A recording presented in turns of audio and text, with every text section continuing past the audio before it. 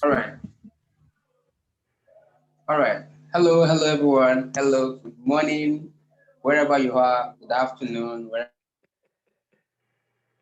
So great. My name is Paul Oyewusi, and the country manager of Talent Bureau Limited, HR consultant and development in Africa. So our webinar series, and today we're talking about 7 deadly things to avoid on LinkedIn. Oh my God, you don't want to miss out on this. And if you have friends that are registered, send them a text to remind them. Just send them a text on your phone, remind them they should come on board to learn. We have a great speaker in the house. I've been under her teaching before, and she's fire. Man, she's so much fire, and she's here producing now. I'll leave my boss to do that, but you are here for a beautiful time. You are here for value. You are here for so much.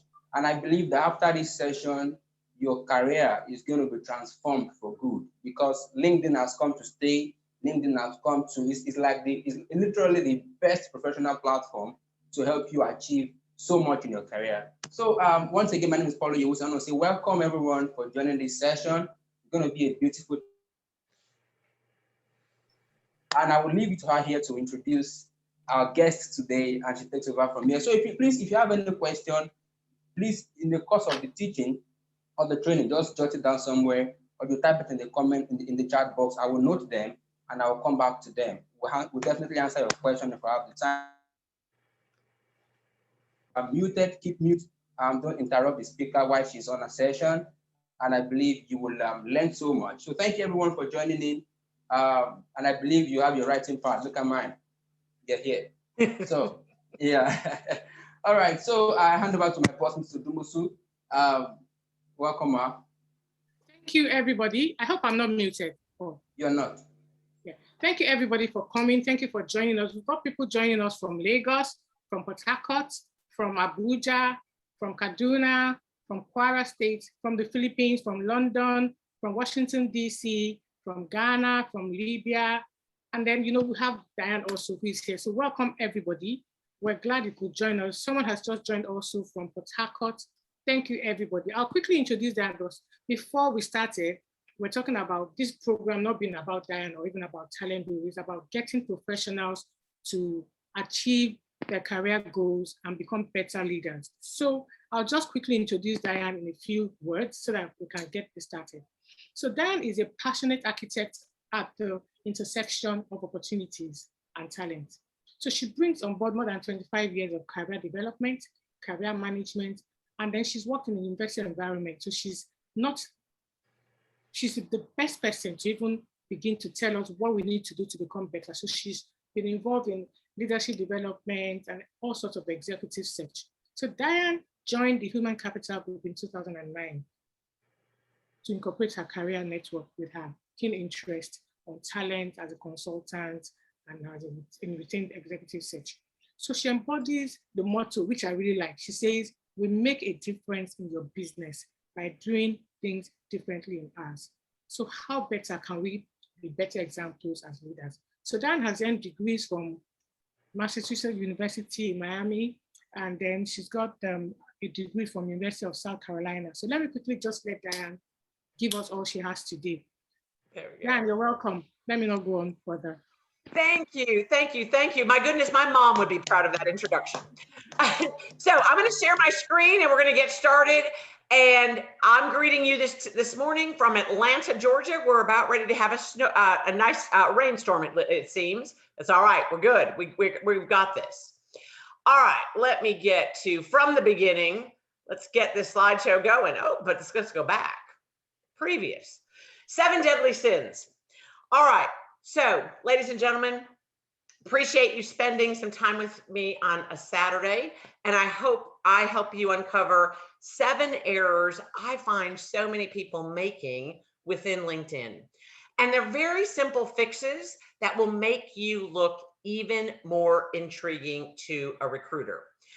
As Felicia said, I joined the Human Capital Group a number of years ago, 2009. I can't even believe it. It seems like forever ago. And I really liked this boutique firm because it allowed us to do things very, very differently. And over the course of my time on the recruiting end, I've really been able to see what people have done using LinkedIn very effectively, and I've seen people use it very ineffectively.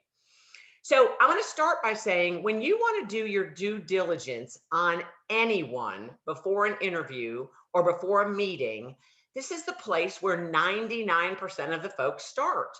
Because if you go to someone's company website, you can't find information on folks.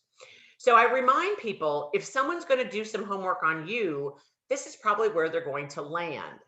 So let's make sure this landing page, which has really become your own personal web page, if you will, let's make sure this landing page is very professional and you're fully using all the tricks and tools of LinkedIn. Now, I cannot show you my LinkedIn profile because I have told the folks at LinkedIn with my right hand raised, I will not let you see the guts of LinkedIn Recruiter. However, I can show you, what I'm going to do today is really show you what the components of LinkedIn that I want you to focus on. I'm going to be able to show you that, but I cannot show you my own LinkedIn profile. So with that, let's get started. First one, profile picture. I want to see a fabulous headshot of you, not this cutout that everyone gets just gratis when you join LinkedIn. So in your profile picture, make certain that it's your headshot, which covers this part of you. Many people use a wonderful picture from a wedding or a celebration where someone's arm is around them and they crop out the other person. Not what I'm looking for. And I will always give my fish guy a shout out. A gentleman won a fishing competition and he had himself with a fish in front of him. I love that picture, but it doesn't belong on your profile of LinkedIn. This is your professional profile picture. So you don't have to go have an expensive headshot made anymore. Your own cameras can do this. Have someone take a picture of yourself. And again, focus on, you want the headshot for your LinkedIn profile picture. So I hope after today's session, if you don't have that, that's one of the first changes you make. But I want to sidebar comment on making changes. Don't start making changes now while we're talking. Go first to turn off your notifications. Otherwise, everyone in your LinkedIn profile will get a ping every time you've changed something. That's really distracting. So you're going to turn off any notifications before you do any of this work. But I'm going to suggest that you take notes today and then make a to-do list of what you need to work on. So first thing, we want a great picture, and I want a picture of you that looks engaging because I want to be able to talk to you. Then behind your picture, LinkedIn permits you now to do a cover photo. The default is a gray, blue, gray kind of design. And anyone who hasn't put a picture behind their picture, I know they're probably not very savvy LinkedIn users. So I'd like for you to figure out what picture represents you. Many people will do a scene. And I commented on someone's scene the other day and I said, oh my gosh, what a beautiful picture. Where was that? What's the story behind that picture? And she goes, I don't know, I just liked it. I'm like, ooh, no. Let's not waste that kind of opportunity for a conversation. Figure out and tell people what your picture is. So I tend to change my picture a number of times. During Masters Week, I used to live in Augusta, Georgia. So I will always put one of my favorite holes from the Augusta National on my LinkedIn profile for the week of Masters. And people comment every year about my changing my picture to a hole of the Augusta National, something that's near and dear to my heart. Right now, there's a picture of a paintbrush because I feel like I am kind of an artist with all of this. And so there's a paintbrush is my background picture right now. If you choose a quote, make certain it fits within that landscape design.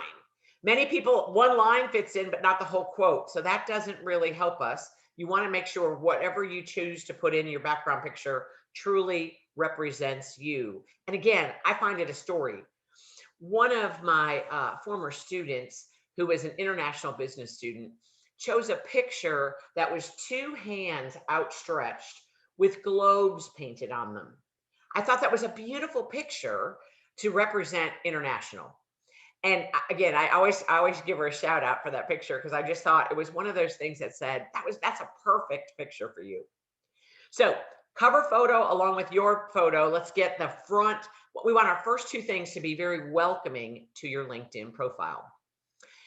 Then you have the opportunity to create a unique URL for your LinkedIn profile. The default will always have a series of numbers and letters after your name. So I remind folks, go in there, update this, and make this a unique URL for you. Maybe after your name, you've earned a CPA and someone else has a very common name to yours and it's already taken. So you put your name and you put CPA after that. Again, make it yours, make it your own. And it's very powerful when people put their LinkedIn address on their resume, when they post a very unique LinkedIn address. I know you're a savvy user. One other thing, when people put their resumes together, one of the practices here in the US that we have discontinued doing is we do not put actual physical addresses on resumes anymore. We've didacted that because people can learn too much about where you live, if you rent, if you own, and things like that. So we just encourage that personal information to be pulled off your resume. Your phone number and email always, and I think your LinkedIn address should also be on your resume. Then below your background picture and below your picture, you have an opportunity to create your own headline or billboard, whatever you'd like to call it. And I say, this is your storyline. It is as long as a tweet. Now I think it's, well, no, it's a little bit longer than a tweet right now, because I think it's up to 240 characters. I think they've expanded it yet again. So this is a place for you to say what your next is. So you might say aspiring marketing consultant as your headline billboard. The default here is your current job and title. So if I see someone with their current job and title here, again, I don't see you as a very savvy user and I don't understand your story. Many come back to me saying, it's hard for me when I'm working to say aspiring marketing consultant because that looks like I'm looking for work and I don't want that message to my employer. So then you might say marketing consultant with expertise in retail and online marketing. So again, there's ways to change that out if you don't want someone to think that you are looking for work. So again, what's your specialty? What are you known for? What's your secret sauce? That's your headline and billboard. So again, those are three things that immediately pop out to me. Four things, because of your unique URL. Those are four things that immediately pop out to me when I get to your LinkedIn profile. Does it look welcoming? Does it look like you've done anything within LinkedIn? And have you made it uniquely yours? Everyone always asks the question of how many connections do I have to have? I get this question all the time. And a savvy user has over 100, but someone who's really proficient in LinkedIn has over 500. But I want to see at least 100. And so often people don't think that this is a great way to do follow-up with people you've met and ask them to join you on LinkedIn within your network. So get in the habit of keeping and to build your LinkedIn profile. So one of those things that, again, I pay attention to when I first land on someone's page. So again, back just a recap on the first four. I want a great picture. I want a great background picture. I want you to take time to have made your own unique URL. And then think about what your headline and or billboard is. Then you come to some of the detailed stuff I love. Within LinkedIn, one of the details is, where do you put your location? And the default on LinkedIn when we're doing job search and we're doing searches is 50-mile radius of headquarters, wherever we're posting a job. The problem with 50-mile radius, I live in Atlanta, if people put a small little community in the North Georgia mountains as their location, they're missing the MSA of Atlanta. So I just say greater Atlanta area, even though they are a few miles north of Atlanta, because you want you want to be included in searches, because most recruiters forget to turn off that location function. It's the default 50 miles of. So I always encourage people to think smart about what that location is. And then as you registered for your LinkedIn profile, and it might have been years ago, you put yourself in a bucket. You put yourself in an area. Go back and review what that is and make sure it's still appropriate. Because often people have changed degrees or changed focus areas, and they started in automotive, but now they're in marketing. Make sure you make those changes appropriately. So that's your functional area, and make sure that your location, you've thought about what you want to say there. This is my favorite section that so many people ignore, the about section. So this is the very first thing under all of your kind of intro data on the top section of LinkedIn. This is the next section. And it used to be called summary if you've been a LinkedIn user for a number of years. Now it's called the about section. This section is keyword searchable. This section is your gold mine right here. This is it. So in the about section, what you will get is the ability for me to keyword search. I might be looking for SaaS professionals. I might be looking for someone who has Spanish language. In the about section is how I'm going to capture those things. So make certain your about section speaks to who you are. Not long ago, LinkedIn started doing a they used artificial intelligence to write an about section for you. Sometimes that's not very good.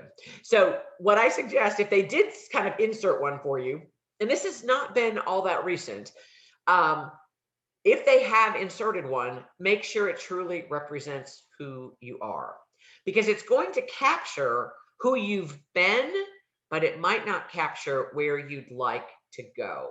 This is the key of about. You want to tell your story in the about section in a narrative. I would rather a narrative than bullets. And in the about section, you don't need to attach a resume. And many people do this, and I question why they're doing it, because your LinkedIn profile should reflect your resume. You shouldn't need to attach a resume as a second document. In this about section, again, I like a narrative. I don't like talking. I don't prefer when people talk about themselves in the third person. Like Diane Fennig was. No, this is who I am. You try to make this personal. And the biggest thing for about is if you take the artificial intelligence that LinkedIn uses, it's going to reflect your past. But if you want to change your future, you need to update this about to help people know what that looks like. What does your next look like? So rich section here. Also to be mentioned, in the about section, I like a closing statement. To further connect with me, please use this email. And one of the reasons I like when people put this here is if I want to share a job posting and we're not a first level connection, I have a hard time doing that because LinkedIn will not allow me to attach a document until we're connected. So if you give me in the about section a personal email, I can then say, I've invited you to join me on LinkedIn. However, I also have a job posting I'd like for you to review. And if it's not yours, who else might enjoy this opportunity? So if you put this in the about section, it helps me connect with you in a second way.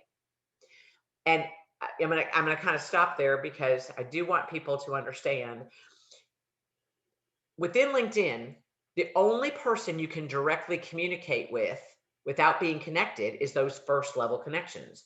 Well, you might want to connect to someone who's a second or third level connection, and you can only really start that conversation with a connection request. Many, and LinkedIn does this I really think in a poor way, because it looks like it's so easy. You just hit that connect button and you're done. So you can build your LinkedIn network by going connect, connect, connect, connect. Problem is I get a generic, I'd like to add you to my LinkedIn profile. That's all I get. It's a generic message, and I don't respond to generic messages.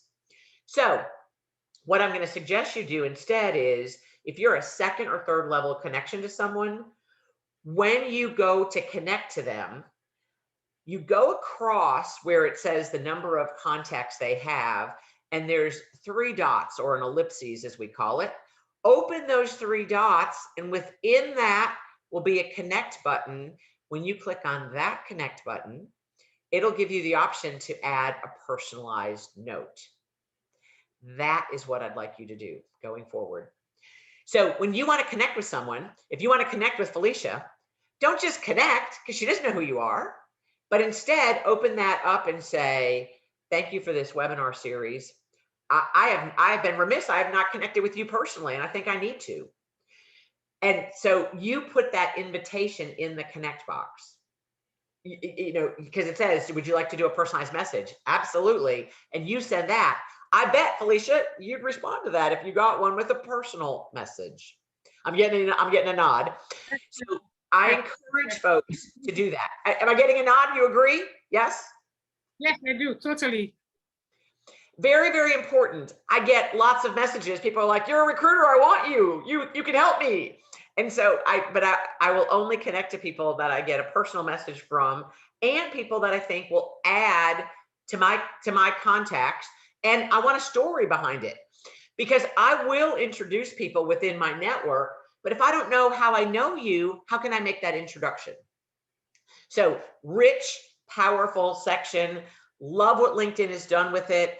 Not knowing if I'm crazy about the default that they've done using artificial intelligence to create your about section. However, it's better than nothing. Then within LinkedIn, it also gives you obviously the opportunity to talk about your jobs, but they allow you to talk about your interests. And this is so important. At the very bottom, you can follow companies, you can follow different people, you can follow industries. This is important because, again, it's a great conversation starter. So many people do nothing with this. And I'm like, no, I really want, again, if I'm looking for a connection point, which I'm always trying to figure out how we can connect, this is a great place to get started. We're both following Warren Buffett. Why are you following Warren Buffett? We're both following Brene Brown. How do you like to take Brene?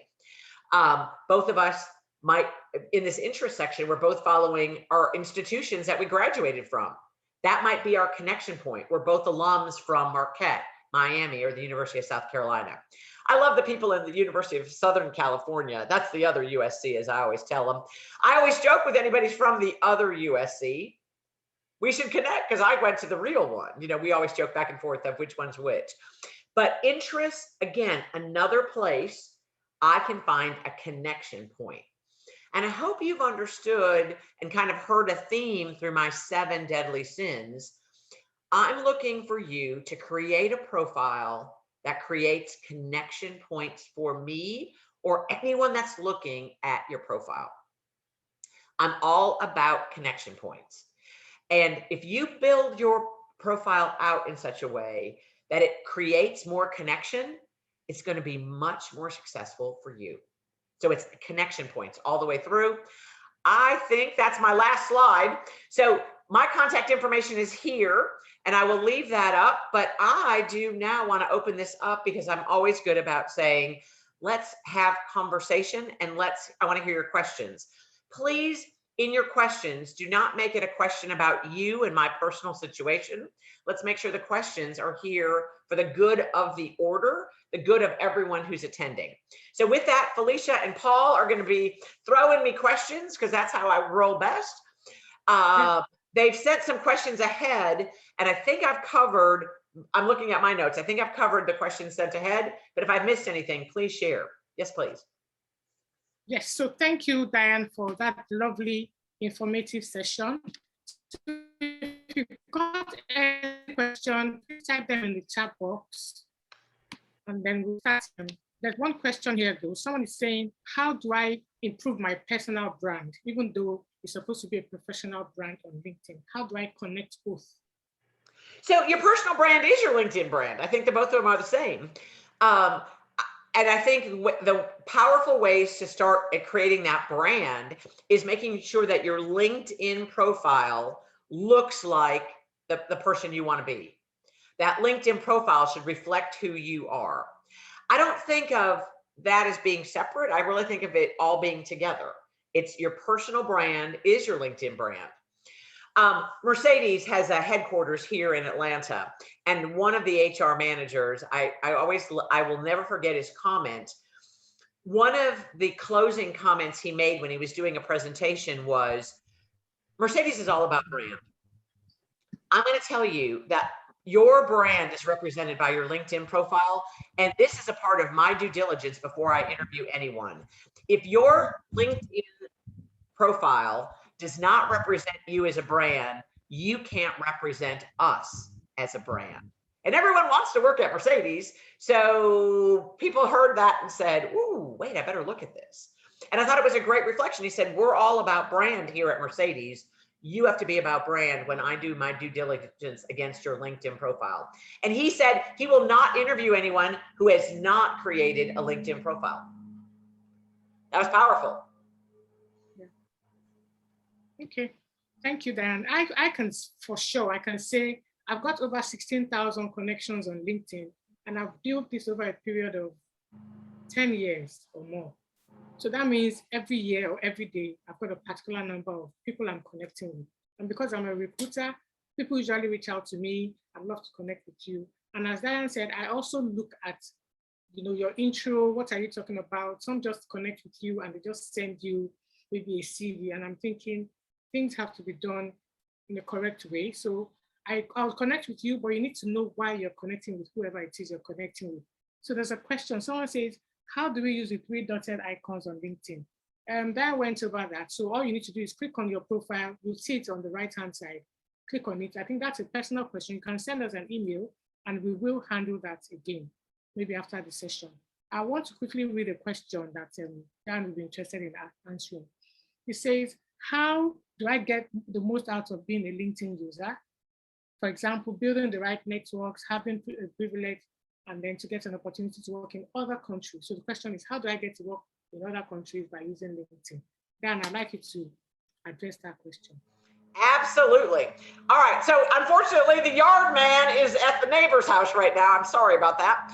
So I think important within LinkedIn is not only connecting with people, but commenting on people in your network. So you're going to get, at kind of the base of your LinkedIn, you're going to get a notification every day of people who've posted something new, and you want to go out and comment on it. You want to be an active user of LinkedIn. One of the things that they'll send you every day is who's got a LinkedIn birthday, who's got a LinkedIn anniversary. And so those are, company anniversaries, great things for you to comment on. Somebody might send an article about now the new remote work. And you might say, this is an interesting way for this company to review remote work. It's kind of on everyone's mind right now. So that just shows that you're an active LinkedIn user. Your activity on your LinkedIn profile is noted. So someone might say, okay, you've set up a LinkedIn profile, but you've done no activity within. So I can figure out what kind of activity you've had of late on LinkedIn. And so again, that's how you truly use that network. So often, you're talking to someone, or you want to meet someone, or Felicia and I started talking about mentor relationships. You want to ask some people some very focused career questions. And you might say, I've been following you on LinkedIn and you've been posting a lot of things about negotiation with this new remote work. Might I have 20 minutes of your time so that we could discuss this? Because I'm trying to figure out how I want to renegotiate my work currently. Would you mind, sparing me 20 minutes?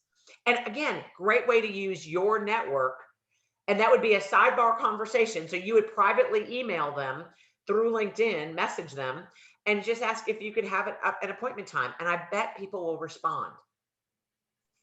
But again, just keep this an active thing. And these are your resources. Okay. Thank you so much, Diane. Other questions? What do you got? Yeah, there's one here that says, what is the role of LinkedIn groups in building a good brand? Are they really necessary? So LinkedIn groups are often private groups that you have to be admitted to. What most associations do is they create one that's just for their association memberships. So Felicia, for example, if you're creating a group here, you could create a private LinkedIn group. And it's the way that you could communicate with your group. Think of it as a former listserv, if you will, of people who are all a part of an association. I find it a great way to ask a quick question. So I do a Leadership Institute annually, and we have our past participants in this group, and people call it rapid fire. They're all about a quick answer. Who's doing shared services models? What are you doing with it now post the pandemic? Go. And people are responding quickly and giving people feedback, which I love. To me, that's the power of one of those groups. It's quick responses to quick questions. Or somebody might, someone put a note in there the other day, and I loved it. They're like, we're at the halfway mark of 2021. How you doing? Like, there you go. I love that. And so again, just keeps kind of the group dynamic and the group spirit going. And our Leadership Institute we're on the countdown for when we join again. And so someone came back after that going, I don't even know how many days it was until we meet in this summer. We're all meeting remotely once again. But still, it's just connecting people. So there's an idea for a LinkedIn group. They're often closed groups that you need to be admitted to. Okay, so I'd like to add one or two to what Diane just said. So joining a LinkedIn group does you a lot of good. One, you could get job referrals. You could see job posts on there. And then if you are a business person, you could also begin to sell your own stuff, of course, based on group guidelines. So I just wanted to add those points. There's another question that says, does About Me section need to include educational and professional background experiences? Then you can answer that, and I'll add one or two things to it. So the About section, no, because that's going to be following in the next LinkedIn sections. You don't have to go through all of that. That'll be covered in another section of LinkedIn. The About section are the unique things, language skills, technology skills. And again, you creating and crafting a story of who you are as a professional. So you don't have to go through all the detail there. The About section is really high level, but you want that to be the place where you've got the keyword searches. So that's the power there. Go ahead, Felicia. Excellent. So because that section, I think it has about 120 maximum of characters that you can use. It's a great way for you to stand out from other people on LinkedIn. That's the billboard. Now, the About section has 4,200 characters. The billboard section, I think they've now added it to 240 characters. The billboard and headline area, they've added some characters. I think it's 240 now. Okay, so I think the best thing to do is to use that as an opportunity to highlight your expertise and your individuality. What kind of a person are you? Instead of just listing your university and job title and everything there, let people be able to connect with your background, what you currently do, and where you're going to, like Dan said earlier. So I think I just wanted to add those two things before. Good. So I hope we answered your question. Let me go to the next question, because from the registration, I had some questions coming later. Someone said, how do I make the most? Okay, we've answered that. How do I improve my brand on LinkedIn? The same question, we've just answered that. How about LinkedIn and its usage? You can come back to us after this class, after this session. We can, organize one or two trainings for you in this area so that you can get more from this question. Another question says, how do I gain more knowledge on how to make the most of LinkedIn? You can come to us, send us an email, and then we'll show you how to go about this. And LinkedIn power tools, network opportunities, what are they? I think, Diane, do you want to answer that? So often, the power of LinkedIn is you are interviewing at, you've been invited to interview at a company, and you go and do a LinkedIn search to see if you're connected with anybody who works at that organization. Because the power of walking into a new company is understanding the culture of that organization. And this is a true story from years ago when I worked with an MBA program. I interviewed a student with a very unique name to join our program. And I was at Georgia State, and down the street was Georgia Tech. And this person was a Georgia Tech undergrad. And we always joke that everybody wanted to be a double jacket getting 2 degrees from Georgia Tech. They loved Georgia Tech. And so we'd often say to them, but here's why we think you should diversify and get a degree from a different institution. But this gentleman had a very unique name. And when you see a lot of names, you remember the unique ones. So my neighbor called me and she said, Diane, could you do me a favor? I said, what do you need? She said, I've got a teammate who's interviewing for a new job, and you have a connection at the company he's interviewing with. Would you mind connecting him to so-and-so at this organization? And I looked at that name and I thought, Joe, that name is so familiar. But again, I didn't dig through. So I make the connection to one of my former students who still think I could take their MBA away if they don't do what I ask. They're wonderful. And they still are such wonderful connections because they're like, Diane, I'll do anything. What do you need? So he offered, this was before the pandemic, he offered to have coffee with that person ahead of the interview and walk him into the interview with the manager that he's good buddies with. Say no more. That's the power of LinkedIn. So he learned over coffee some things he needed for the interview. And then the one gentleman, my former student, walked him in. Well, following all of that, a bouquet of flowers ends up at my door. And the gentleman who got the job, the person who I remembered his name, he said, I cannot believe you helped me out. Because I didn't come to Georgia State for my MBA. I stayed at Georgia Tech. I said, it's okay. You made the best choice for you. We're good. And he said, I can't believe you still made that introduction. I said, I'm not going to hold something like that against anyone. If someone wants an introduction, let's make it. We work better together. And so I said, you didn't need to send the flowers, but they're beautiful. Thank you. So again, this is the power of using your connections. And then you might see that you don't have a connection somewhere, but one of your connections has a connection. Be bold, ask your connection for an introduction, but be ready to stand behind the why they should do that, because they're using their personal, currency to make that connection. So you've got to understand that they might say, why should we make that connection? Really, really important. And then I'll share another story. I told you how much I love golf and the Augusta National. So one of my colleagues in LinkedIn works at the Augusta National. She's the HR person, and I've known her for years. And I had someone who wanted an introduction. There was a new community engagement role designed for the Augusta National. And he said, I want an introduction. I said, wait a second. I need to know that you meet the requirements of this job. So I need you to write up for me, knowing that I'm going to forward this, write up for me how you meet the requirements of this role. I don't want to waste my colleagues' time. I want to make sure you do meet this. And so you got to do some homework before I make that introduction. At first he was like, I don't like this. I said, no, remember, it's my currency out there. I can't endorse you unless I know you meet the criteria. So I had him do it. He did a beautiful job writing it up. And I forwarded that to my colleague. He had a follow-up interview. I'm sure he wouldn't have had one without an introduction. He did not get that job, so it's not always all success, but he did get a follow-up interview. And, again, those are the connections that matter.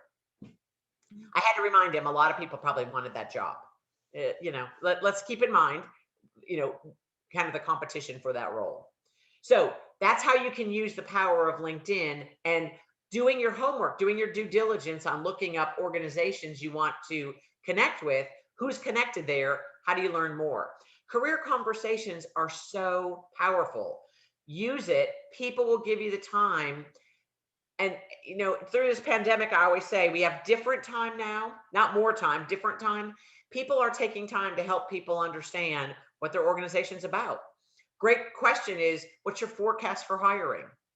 So that you have a sense of where the hiring needs will be. Go ahead. What else do you have? Okay, someone's asking, how do I make a career switch with the help of LinkedIn? This one's tough because when you change your profile to note a career shift and you're currently working, if your employer is watching your LinkedIn profile, that could be dangerous. Tough. That's a tough place. So you've got to step back and say, how much risk am I willing to take?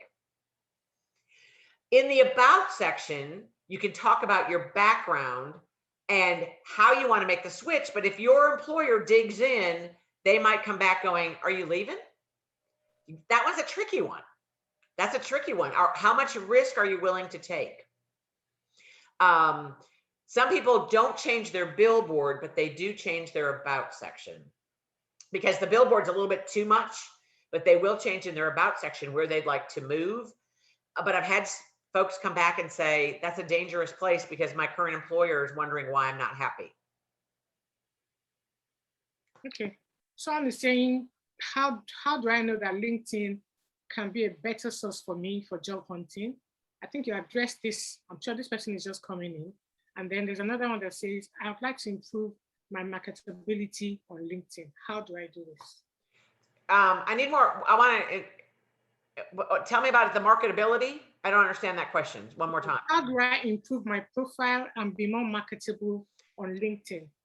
So how do you improve your profile is don't make any of these 7 sins that I suggested here. And then kind of the marketability is, how do you keep using this robust product and stay connected? How do you add more connections? How do you comment? All of those things will add to your kind of profile. Adding more connections is going to do it. When someone has 62 connections, I'm like, okay, you've just started. But when I see someone's got 500 plus, they're obviously using this well. And then if you are commenting on things and I've got a lot of activity, I see that as positive as well. Okay. And then someone is asking, what is the use of having a lot of connections? Well, we need a network. So we might end up at an organization or somebody might call us and we know someone at that organization. That's the positive there. We can never do our work alone. I mentioned the Leadership Institute we work with. As you move up in your organization, I don't expect you to know more, but I expect you to be well networked and well resourced to know who could you call for X. The old Ghostbusters movie is all that's what I always think about. So when you have a problem and you say, wait a second, I've met someone who's been doing that too. Through your LinkedIn network, that's how you know who to call. Again, the more you move up in organizations, I want you to be very networked and very resourceful. That's how LinkedIn can help you build out that network. And you might say, we met at a meeting 2 years ago. Here's my question. I know you were working on this a number of years ago. Where are you now? What has been your success? What have been your failures with it? It's just, again, we want people, we need resources to answer our questions. And we certainly need a lot of resources right now because we're in a very unknown area post the pandemic. How do we do this? Are you still doing your work the same way? How have you changed your work past this? Where's your workforce? Are they working from home? Are they working remotely? Are they working hybrid? Are they coming back to the office? People are trying to figure all of it out right now. Okay, so I'd just like to add this to what you just said. Okay, I think someone is trying to ask a question in the comment. Okay. Moji Fashola, I don't know. Yes. Raising up her hand. Moji, okay, can you turn on your audio? No, I had a quick question and observation. I was actually just typing it to you, Felicia. Okay. So thanks, Diane, for the very fantastic insights you've shared. Very beneficial. I see that there's a trend for people using descriptives as their headline as opposed to current job title. And I see that you also alluded to that when you were describing the marketing consultants with expertise in this and that. is that a trend for people who are searching for opportunities? Or even when you're not searching for opportunities, why, for instance, would I just not want to keep my my current job title as my headline and my organization, rather than me having a description? Because you could go to my about section to get that. So what's the advantage or benefit? I think it makes you more interesting, and it shows me that you're using LinkedIn. So I would rather you not, anything that's a default to me looks like the lazy way out. So I always say anything that's default is the lazy way out. You haven't done anything with it. It's like your hands off. That's why I like you. These are the touch points where you can make a difference and you can make your profile more robust. So I'd say do it.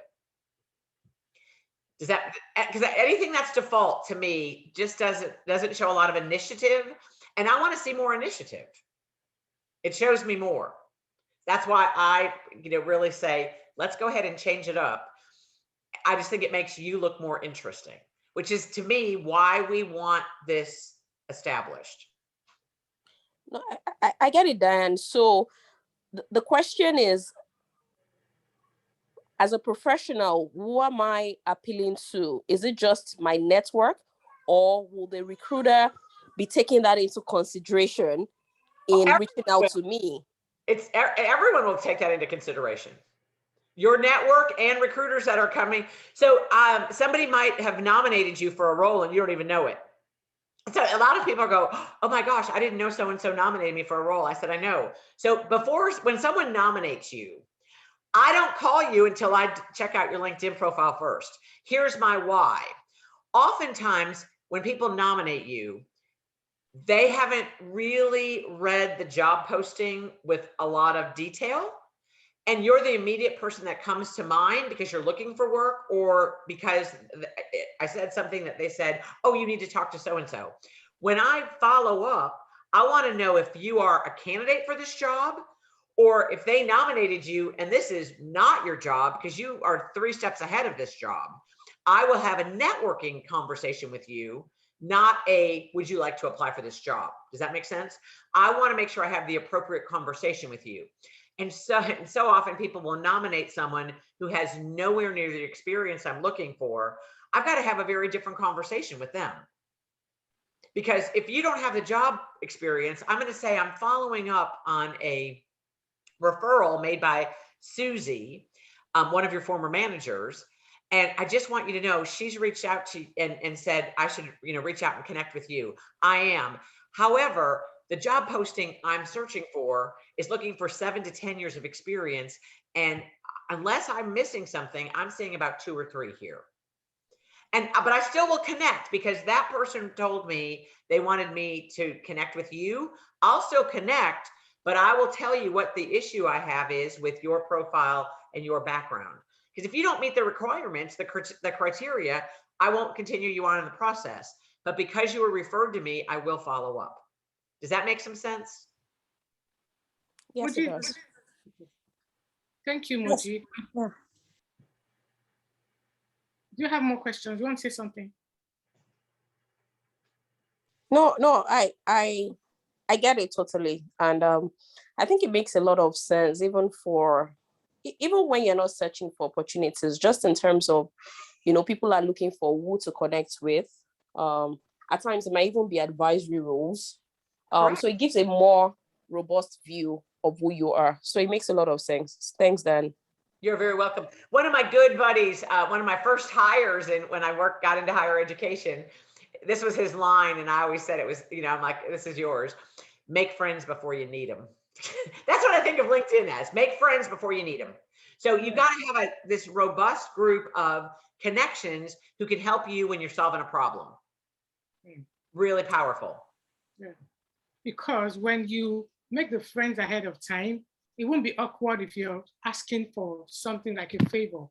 Correct. And you connect with them immediately and then you're asking for a favor. So I think I agree with that. Another thing I wanted to mention, someone asked me last week, okay, you're talking about LinkedIn connections. I've got only 50 connections. How can I get even 500 connections? And what I just told the person was, you need to connect with your former colleagues, your bosses, your managers, your lecturers, people in organizations you volunteered with, your university friends, church friends, you just need to keep making those connections and then you take them on to LinkedIn. I think it's a practical. What do you think, Diane? Absolutely. And I'm going to add to that. Right now, it's a really good time to just reconnect with folks. And think about it. We've been through a crazy pandemic for 19 months. Use this as a reconnection. And so you might just go ahead and really create kind of a draft note, but you want to personalize each one. But you might just say, I just want to reach out to you. I haven't chatted with you for a bit. How is everything going at X? How is everything going at home with your family? This is a great time to reconnect with folks that are in your LinkedIn network. And then also think, there's always suggestions of who you should connect with. And you connect with someone saying, we're mutual connection points with a few people. I don't know where our connection point should be, but I'd like to investigate that. Again, this is such an opportune time to use this. And as we come into holidays, how do you say, I'm looking forward to, I keep telling everyone this fall will be a lot of travel for people if everything stays the way we are right now. There'll be a lot of opportunities for more travel for the, in the US, the Thanksgiving, Christmas, and or Hanukkah and or anything you celebrate, kind of celebrations as we end out the year. And so I'm expecting there's going to be a lot more travel coming, but what a great opportunity just to reconnect with people. How are you doing? Fall is kind of the new start for so many people in their head, even though the calendar doesn't change until January. Fall often represents a new fresh start with schools going back into session. Again, how do you reconnect with people? How was your summer? What did you do? Did you get a chance to vacation? Did you get a chance to take holiday? What a great way to reconnect with your teams.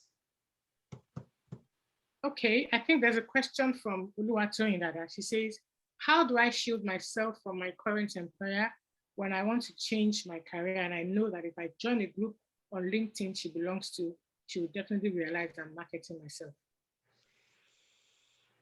That's a tough one. No, I mean, this is where LinkedIn gets tough because you can't have two profiles, one that's looking and one that's employed. So you have one profile, you've got to make tough choices. And if your work isn't right, have you had a conversation at work about how to make it right? Why are you looking to leave? And right now, Felicia and I were talking earlier, a lot of people are having really serious conversations at work about, I want a remote opportunity. You're not providing that. What opportunities could I have to work remote?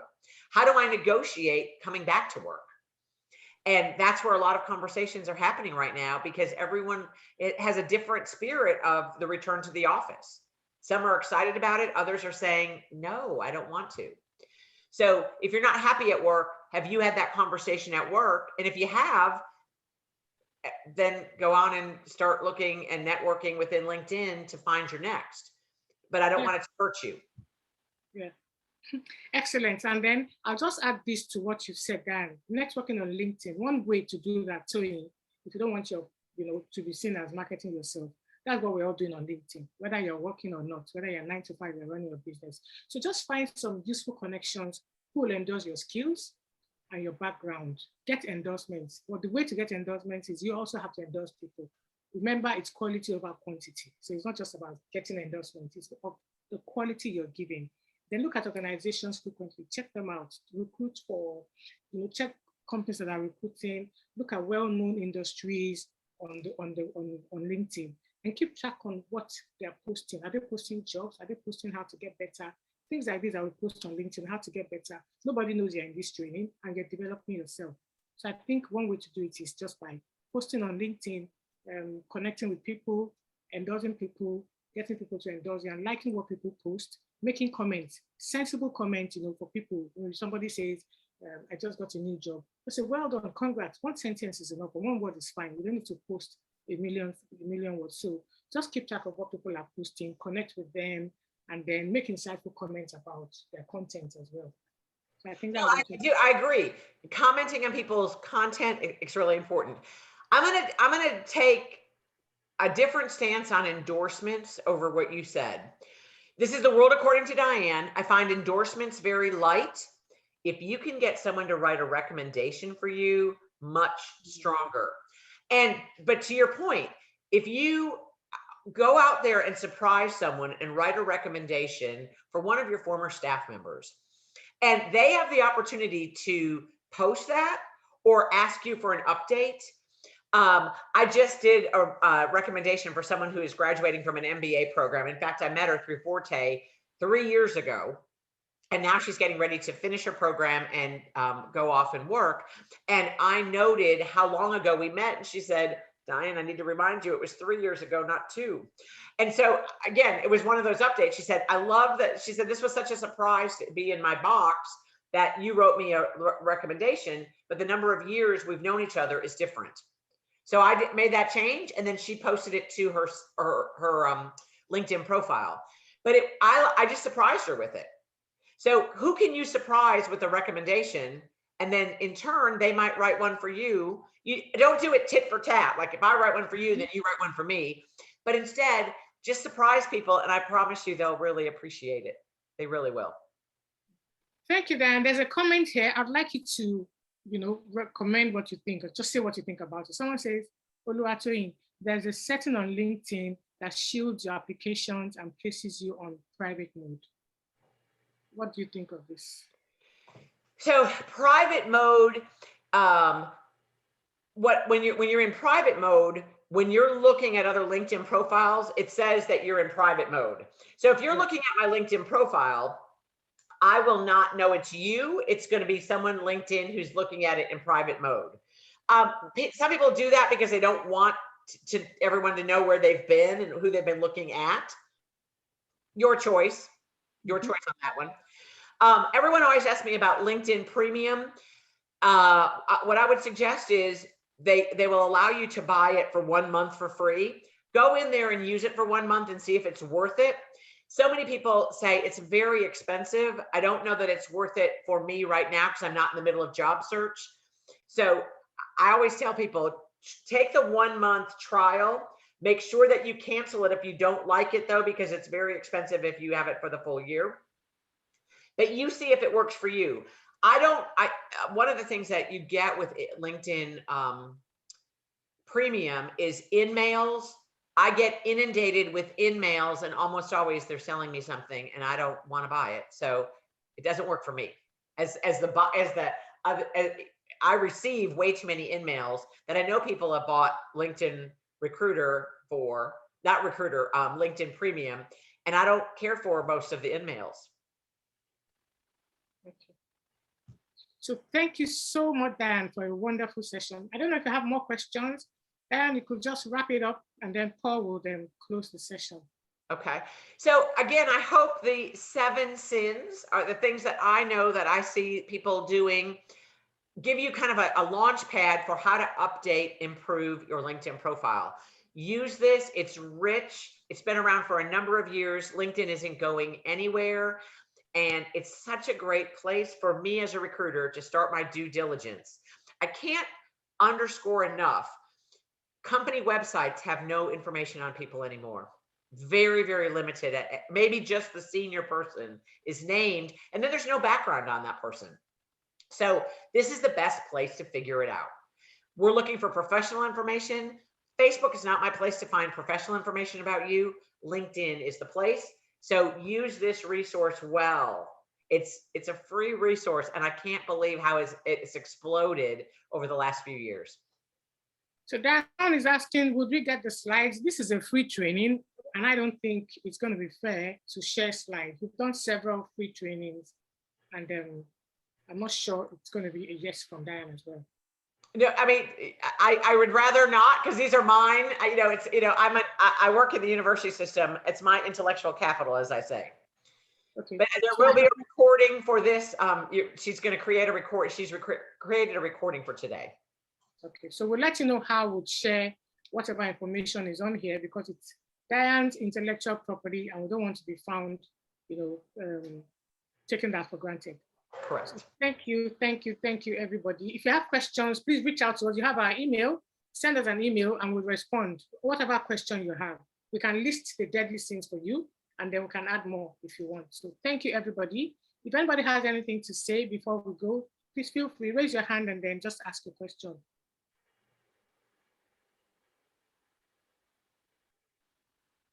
In the absence of any. All right. I think it's all. Thank you so much. So thank you. Everyone is saying thank you, Diane. Thank you so much for this amazing session. Like literally, look at my notes. Look at it. So full. See, look at everything. So full. I've been jotting down. You didn't have so many notes. Yeah. I've been wondering why you've been quiet. So you've been taking notes. You've said so much in just a little while, just about an hour, and you've said so much, and I can say this is fire. You've shared so much, and I want to say thank you. Talent Bureau Limited is saying thank you. Forté is saying thank you. Thank you so much, everyone, for joining in. And please, I know many people join LinkedIn basically for job search. So many people. If you're looking for a job, probably you don't want your employer to know you're searching for a job. Check our website. Jobs.talentbureauonline.com. We have a lot of jobs there. If you're looking for jobs, apply. Just apply. Just apply for job opportunities. At least your employer will know you are searching for a job there. So there are many ways to search for a job while your employer is not, getting to know you're looking for a job. So search for talentbureauonline.com, particularly jobs.talentbureauonline.com, and you will get a lot of. We have so many jobs right now that we need to fill, and we need people to get that job. We need you to get that job and to, make your life easier. And I want to say, let me wrap up this way and say thank you, Dan, for coming. Thank you so much for the amazing value you dropped here today. And I want to say thank you for coming out, everyone. I can see people that ask questions, okay, Tony, Moji, all of you. Thank you so much. And thank you to my boss for also making this possible. Mr. Dumosu, looking all radiant and beautiful right there.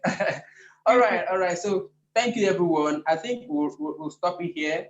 And if you need the recording, we'll definitely communicate how we're going to share it out with you. If it's going to be paid, if it's going to be free, we'll let you know. So thank you all. Thank you so much. Thank you, Diane. We'll catch up on the other side. Bye. Bye.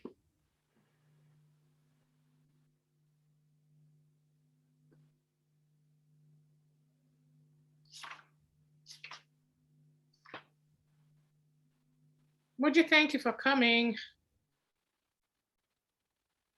Well,